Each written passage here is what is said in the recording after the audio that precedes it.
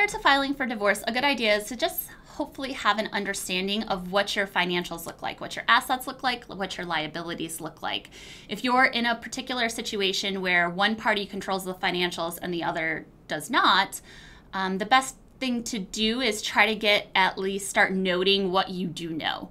You know, what you see come in the mail or what you see come in your email, or what do you have access to if you have a bank account, if there's credit cards that you're an authorized user on, things like that. Just gather as much information as you're able to. If you are the person that controls the financials, it's a good idea to just have a breakdown of what's your spending like, what do your assets look like, what do your investment accounts look like, your retirement accounts, what's your Social Security going to be when you retire.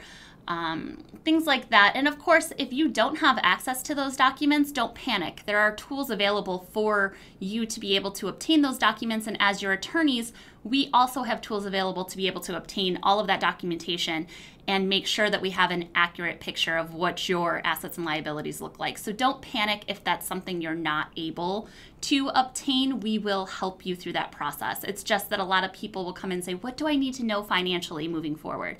And what I'll always tell people is just to try to get a good understanding of what you have in advance. And if you can't do that, then that's fine, and we'll work through that as well. We certainly do not encourage people keeping secret bank accounts or large amounts of cash.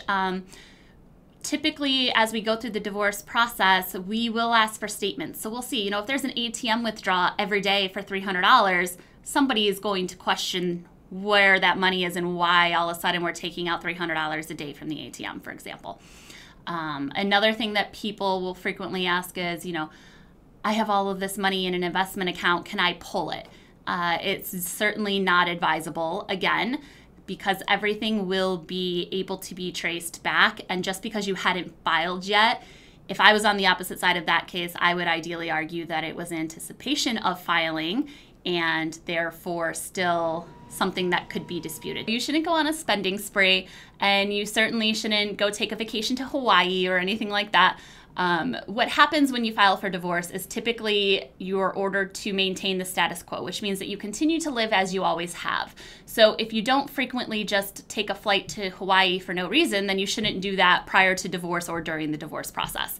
We're not saying that you can't spend or that you can't do anything. It's just that at the end of the day, it could be something that would come off of, you know, your side of the asset split when we're discussing that further down the road. And like everything, it's a case-to-case evaluation. There's different circumstances in every case, and of course that's always something we will discuss. But it's not advisable to just go and, you know, start pulling money or spending things or selling things or destroying things right prior to filing for divorce, because that's always going to be something that will come back up during the discovery process. Another tip that we have is if your divorce is going to be involving minor children, it's very advisable prior to filing just to make sure, maybe, again, even if you guys aren't amicable, to try to sit down and at least have the interests of your children at heart. We always stress that it is just very important to not involve your minor children. I understand that if your kids are a little bit older, they're very perceptive, they're very smart, they're gonna have questions, they're gonna wanna know what's going on, and that's understandable. We just advise people, you know, keep it to a minimum, try to not involve your children, and just keep that positivity surrounding your kids moving forward, because even though you guys have decided to end your relationship, that is your child's parent for the rest of their life. Have a support system in place. You know, make sure that you have somebody that you can talk to about these things. A lot of times what helps people, and I know it sounds silly, but a lot of times it's, you know, have something that you can reflect back on. You know, maybe make yourself a list of all the positives that you have going forward, because the divorce process, whether you're going through it amicably or not, is going to be difficult emotionally, sometimes physically. You know, the stress, the documentation, the paperwork, you know, we take a lot of that stress on for you, and that's why you hire us. But it also bears a lot on you, because of course this is your life, whether it was a, you know, 2-year marriage or a 30-year marriage. This is your life that we're basically dissecting for this divorce process, and it can get stressful.